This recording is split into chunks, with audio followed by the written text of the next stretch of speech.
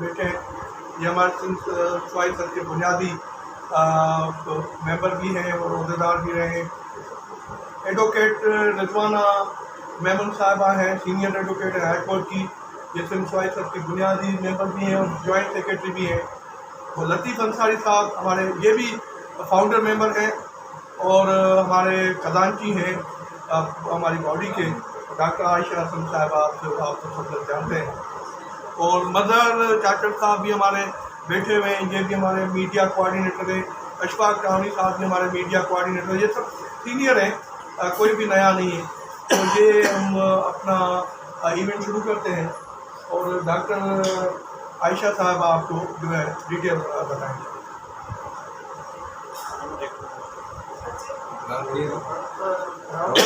हमें 2021 में जो रिपोर्ट थी पूरे साल की, उनमें 176 जो थे वो आनर के केसेस जो थे उसमें औरतें और मर्द मारे गए थे, जिसमें 6 माह की रिपोर्ट में 91 थे जो वो जुलाई से लेकर दिसंबर तक, और 85 थे जनवरी से लेकर जून तक।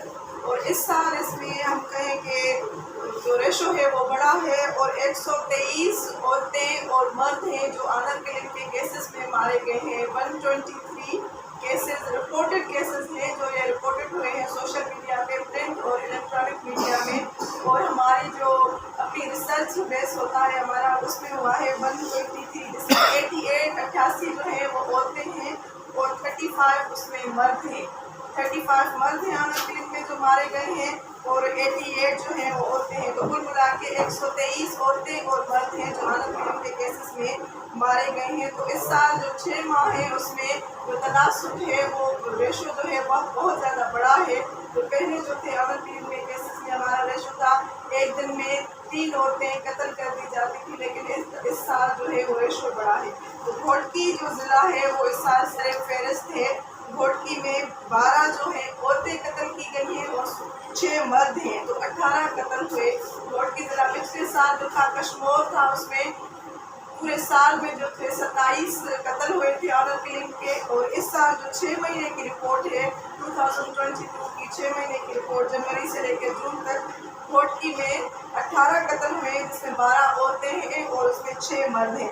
कश्मीर ज़िला है उसमें 14 कत्ल हुए हैं आनर किलिंग के, उसमें 11 जो है औरतें हैं और 3 उसमें मर्द हैं। उसके बाद जैकम्बाद ज़िला आता है जिसमें 13 कत्ल हुए हैं घोटकी, फिर उसके बाद कश्मीर, उसके बाद जैकम्बाद इस्लामी है उसमें भी 13 कत्ल हुए हैं। उसके बाद शिकारपुर है उसमें 10 कत्ल हुए हैं। ये सारे जो केसेस हैं 123 रजिस्टर्ड केसेस हैं और इसमें FIR हुई है।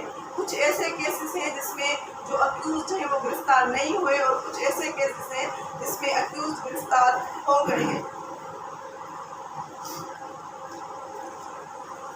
123 जो आनर किलिंग के केसेस में औरतें और मर्द जो हैं वो स्याहकारी के इल्ज़ाम में मारे गए हैं। पूरे सिंध की जो है रिपोर्ट है ये। क्या घोटकी ज़िले का है जिसमें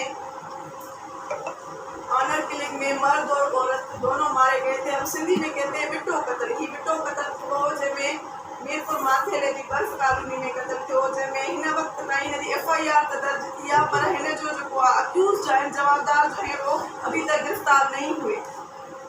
ये घोटकी ज़िले का केस है मीरपुर माथेलो का, जिसमें FIR तो दर्ज हो गई है लेकिन उनके जो अक्यूज़ मेन हैं वो अभी तक गिरफ्तार नहीं हुए। इस केस को 10 दिन हो गए।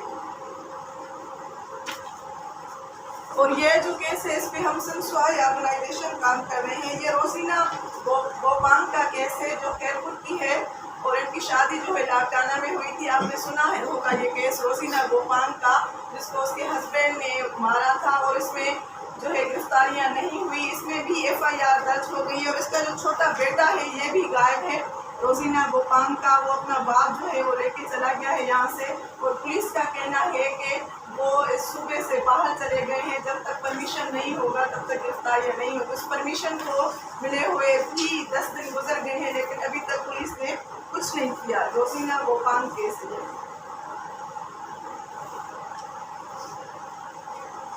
बच्चे पढ़ाए जाते हैं और बच्चियां पढ़ाई जाती हैं। आपको याद होगा बनो वाकिल में अफसाना समेदो का केस हुआ था जिसमें बच्ची के साथ रेप किया गया था। उसके बाद ये जैकम्बाद का केस है, मुजफ्फर मुजफ्फर सूमरो जिसका लाश मिला है जेकमबाद के उसके मदरसे में गपलो, ये इसका इलाका है जिसमें लाश मिला था इसका। और ये वो तस्वीर है इसमें पंखे में वो लाश लटकाया हुआ था। वो बच्चा 14 साल का था।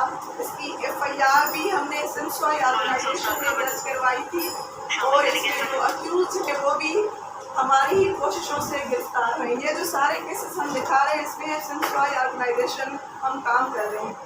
ये जो मदरसों में बच्चे पढ़ने के लिए वालिदैन भेजते हैं और उनके बाद उनके लाश उनको मिलते हैं। मुजफ्फर सूमरो लड़की के साथ गैंग रेप हुआ है और अभी तक इसके कातिल जो है वो गिरफ्तार नहीं हुए।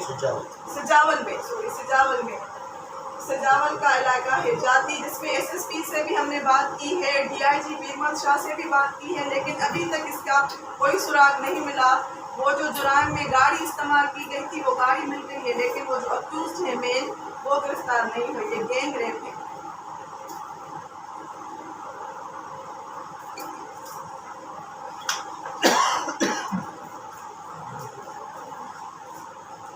बख्शापुर में एक और केस हुआ है जिसमें एक औरत की अभी तक लाश नहीं मिली।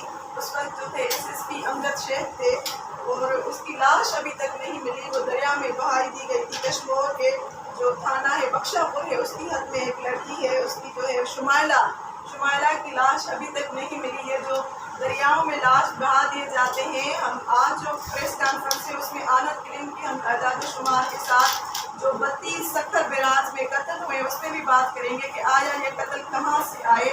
इनकी DNA तो हुई लेकिन पोस्टमार्टम नहीं किया गया। पोस्टमार्टम में हमें पता चलता कि उनकी काज क्या थी, मारने के पीछे आया कि उनको मारा गया था।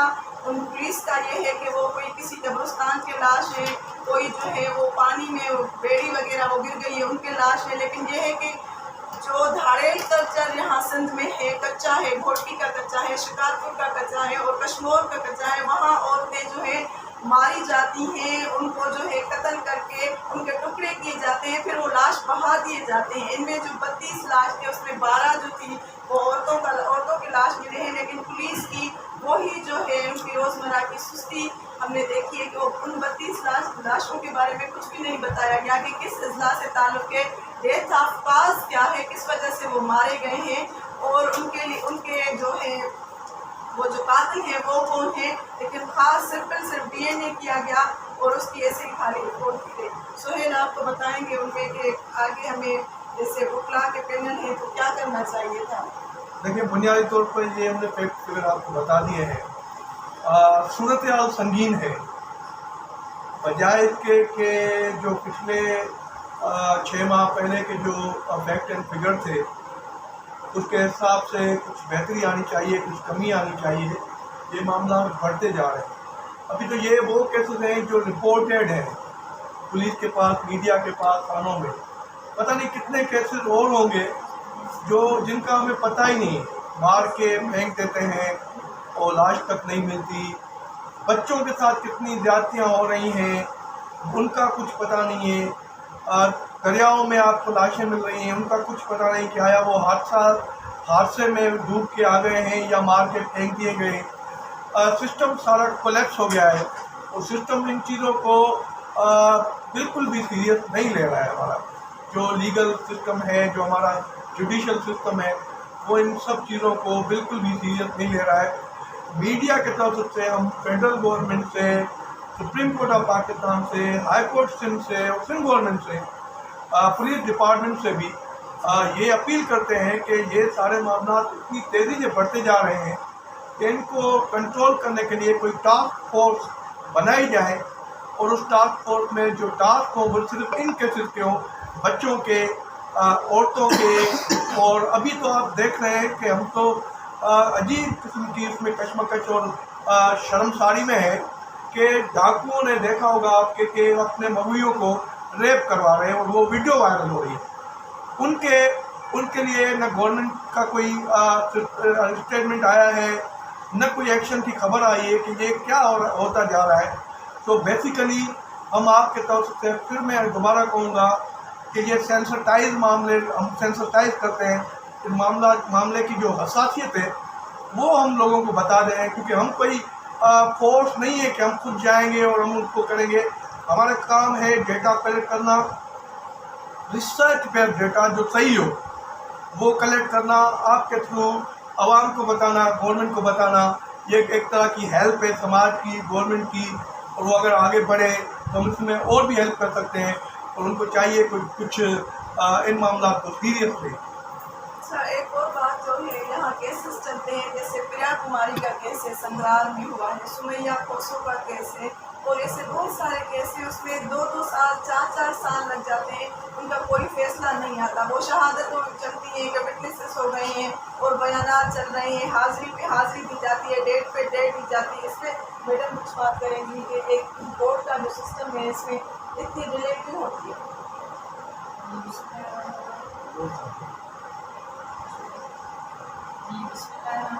जैसे मैडम ने बताया, सारी अपडेट दे दी आपको 6 मंथ्स के हवाले से, कार्यकारी के हिसाब से फिगर आपको सबको आगे मैडम ने कहा कि कोर्टों में केसेस चलते हैं, वाकई हमारे यहाँ केसेस आते हैं और लीगल एड देते हैं इस प्लेटफॉर्म से, संस्थाएं सबके प्लेटफॉर्म से केसेस में वीडियो करते हैं। जहाँ तक हमें वहाँ पे देखा है कि लीगल क्यों होता है केस, लीगल इसलिए होता है कि प्रोसिक्यूशन हमारी जो है वो बहुत वीक है, आयु आता नहीं है, आता है तो वो जो लिख के आता है स्टेटमेंट न्यायवार्ता तक जाता नहीं है, ऐसे ही लिख के ले आता है। तो जज साहब पूछते हैं कोर्ट में कि क्या है पोजीशन बताओ, कैसे ये हुआ, उसको पता भी नहीं होता कि मैंने लिखा क्या है, हालांकि लिखा कोई और है, ऑफिस में बैठ के लिख के पुलिस वाले जो है आइए लेके आ जाता है, तो फेक बन जाती है। जुडिशरी सिस्टम में थोड़ा हमारा बहुत डिले होता जा रहा है। सो कई तरफ से वकला भी लीगल आन की वजह से होता है, देखो लीगल आन कर रहे हैं, आगे चल के पार्टीज जो हैं आपस में एक दूसरे को वडीरे थ्रेट्स देके कंप्रोमाइज़ करके चले जाते हैं। कोई भी डिसीजन मेरे ख्याल में बहुत कम है, जैसे कि कोई कोर्ट से फाइनल डिसीजन हुआ, हर केस आधे में छोड़ के चला जाता है, कोई प्रेशर से चला जाता है, किसी को आईओ जो है वो सही स्टेटमेंट रिकॉर्ड नहीं कर पाता, उसकी वजह से खराब हो जाता है केस। सो इसीलिए लीगल होता जाता है, इसीलिए केसेस ये डिसाइड नहीं हो पा रहे। आपका जो भी आपके ध्यान में सवाल है वो आप पूछ सकते हैं। डेड बॉडीज मिली थी अभी तक जो है रोडी तालका अस्पताल और सिविल अस्पताल में 100 से ज़्यादा डीएनए वहाँ पे मौजूद है अननोन डेड बॉडीज़ के। वो डीएनए ऐसे ही पड़े हैं, लेकिन अभी तक कोई उनका जो वर्षा है वो नहीं पहुँचे। अभी जो है 32 डेड बॉडीज़ मिली है, उनमें से भी एक का भी यहाँ पे जो है वर्षा नहीं पहुँचा। तो पुलिस का ये कहना है कि कोई आएगा, उनकी हम डीएनए लेंगे, उसके बाद मैच करने के बाद ही पता चलेगा कि डेड बॉडी असल में है किसकी। अब इनके कोई लवाकिन नहीं आ रहे, इनके कोई वर्षा नहीं आ रहे, तो इसका तो ये मकसद, ये मतलब हुआ ना, जिस तरह से कश्मीर, जैकबाद, उसके साथ साथ कदकोट, शिकारपुर, कच्चे के इलाके में ख़वातीन को कत्ल करके लाश जो है दरिया में बहा दी जाती है, तो इसका मतलब यही निकल रहा है। बाकी रही बात वो कश्ती वाला, वो कश्ती वाली भी ये है कि 33 थी, 26 डेड बॉडीज़ मिल गई थी, 6 उनकी मिसिंग थी, 6-7 मिसिंग थी। और कब्रिस्तान की भी ये बात कर रहे हैं, कब्रिस्तान में भी इतनी ताज़ा लाश नहीं आते। तो अब किस तरह से डीएनए का मैच होना और इनके लवाकिन तक पहुंचना पुलिस के लिए भी है चैलेंज। आप किस तरह से करेंगे, कानूनी हल क्या है? कब्रिस्तान वाली बात तो नहीं हो सकती, क्योंकि कब्रिस्तान में बॉडीज कब्रों में नहीं होती हैं, वो 2 दिन 3 दिन में डिकम्पोज हो जाती हैं, वो वहाँ हड्डियाँ होती हैं। बाकी कश्ती वाला वाक़या, अगर कश्ती वाला वाक़या हो तो उनके वारिस जिंदा बैठे हुए हैं, वो भी मालूम आके यहाँ पहुँच जाएंगे अपने प्यारों को पहचानने के लिए। अब मसला है कि वो डीएनए तो इनको है। अब डीएनए, अब मैं ज़्यादा मुझे फॉरेंसिक की मालूमात नहीं है, लेकिन जितना मैंने पढ़ा है, डीएनए जब आपके पास किसी बॉडी से मिलता है तो पहले तो वो डीएनए उसी बॉडी से मैच करते हैं कि इधर ये डीएनए उसी का है, वो फैमिली क्लेम उस पर निकलता है। उसके बाद वो डीएनए सेव करके वो ऊपर जाते हैं और जिस थाने में मिसिंग पर्सन्स की रिपोर्ट होती है वो रिपोर्ट लेके फिर वो उसको मैच करने की कोशिश करते हैं कि क्योंकि वो रिपोर्ट में लिखा होता है कि 32 साल उम्र की औरत और ये मिसिंग है, तो वो डीएनए फिर उनसे फैमिली से।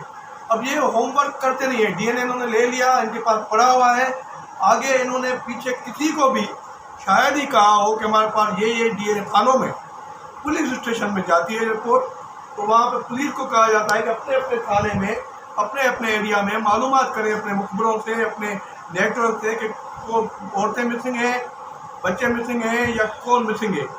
फिर वो उनके अगर कोई मिसिंग होता है उसकी रिपोर्ट पे वो डीएनए वहाँ से उनकी फैमिली से लेके वो मैच करते हैं। ये पूरा एक सिस्टम है, लेकिन यहाँ तो हालत ये है कि एक थाने के हदूद में अगर कोई कत्ल हो जाए तो दूसरा थानेदार बोलता है कि ये मेरी हद में नहीं है। तो जब यहाँ ये पोजीशन हो तो फिर बाकी काम तो अब कोई फरिश्ते ही हो जो करेंगे, बाकी इनसे उम्मीद नहीं की जाती।